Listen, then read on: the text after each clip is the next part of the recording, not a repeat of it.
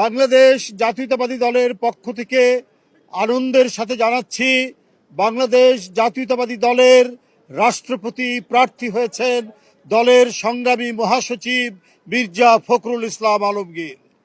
বন্ধুরা আমার, কিছুক্ষণ আগে দলের সম্মানিত চেয়ারম্যান এবং গণপ্রজাতন্ত্রী বাংলাদেশ সরকারের প্রধানমন্ত্রীর সাথে বৈঠকে এই সিদ্ধান্ত গৃহীত হয়েছে, বাংলাদেশ জাতীয়তাবাদী দলের প্রার্থী হয়েছেন মির্জা ফখরুল ইসলাম আলমগীর এবং তিনি প্রার্থী হওয়ার সাথে সাথে বাংলাদেশ জাতীয়তাবাদী দলের মহাসচিব এবং জাতীয় স্থায়ী কমিটির সদস্য পদ থেকে পদত্যাগ করেছেন।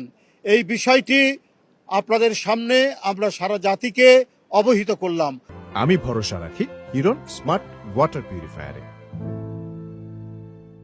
এখনো এগুলি সম্পূর্ণ মিটিং চলমান আছে এবং দলের পক্ষ থেকে তো আগেই আমাদের দলের সম্মানিত চেয়ারম্যান এবং প্রধানমন্ত্রী তার কাছে দায়িত্ব দেওয়া আছে, তিনি যে প্রক্রিয়ায় যেভাবেই হোক তিনি সেই নিয়ে মতামত নিয়ে তিনি সেটা জানাবেন, সেটা আপনারা পরে জানতে পারবেন।